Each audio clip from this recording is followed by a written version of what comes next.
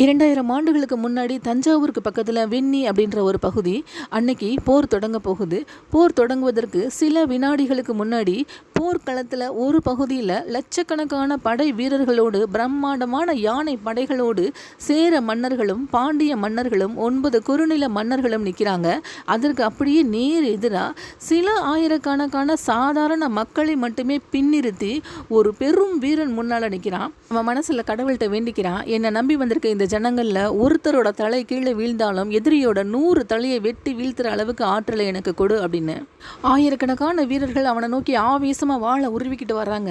ஆனால் அவனை கடந்து போகும்போது வெறும் தலையில்லாத முண்டங்களாக கீழே சரிகிறாங்க. அங்கே நிற்கிற மன்னர்கள்லாம் இவனை பார்த்து திகைச்சு போயிடுறாங்க. காற்றை விட வேகமாக இவனோட வாழை சுழற்றும் போது வெற்றியும் இவன் பக்கமே சேர்ந்து சுழலுது. அவன்தான் வெண்ணியை வென்று சோளத்தை மீட்டு இமயத்தில் கொடி நாட்டி கல்லணையை கட்டி காலங்கள் கடந்து வாழும் கரிகால மன்னனாவான்.